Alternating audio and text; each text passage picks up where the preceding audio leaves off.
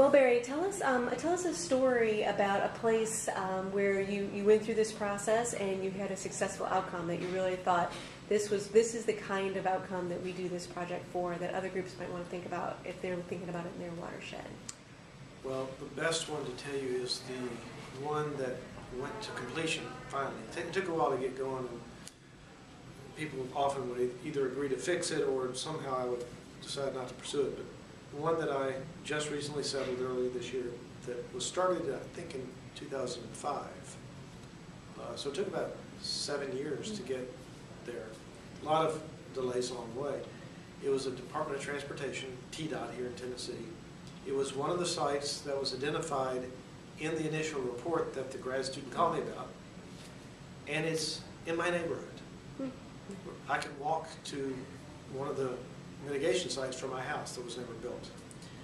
And so when we started this program, I had some interns from Vanderbilt. We were doing surveys, and we went to this one site that was supposed to be a 10-acre wetland, and it's a 10-acre parking lot, literally gravel and rock for acres.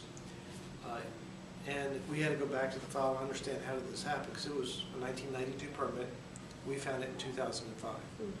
And there is no statute of limitations, as far as we know. It's an ongoing violation. So every day is a violation.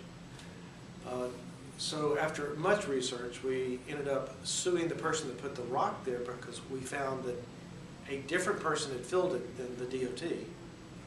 The person that owned it refused to sell it. They walked away from it, never did the mitigation. Another guy did buy it, and he illegally filled it. So we sued him and won. And I won't tell you that story. That's just part of the reason there was a delay. That took a couple of years. Then we sued again on the same piece of property against the DOT. And they denied everything.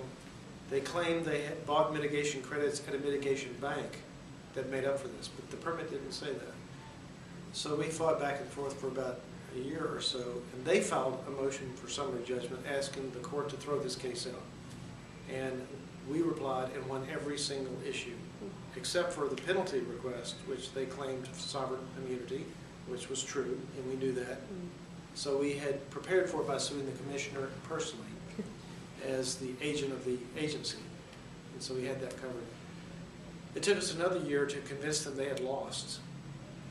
And we ended up demanding a trial and forcing negotiations, which finished this spring.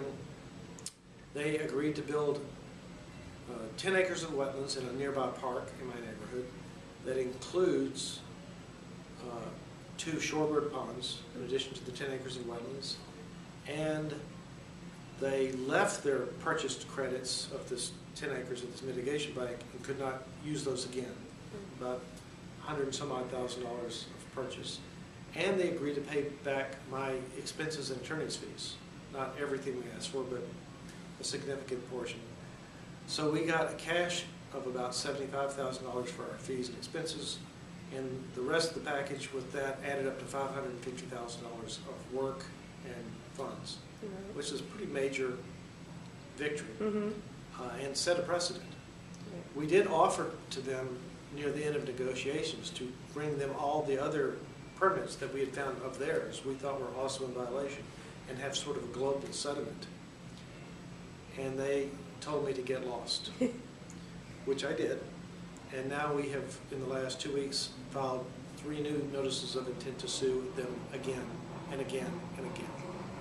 So the fun continues.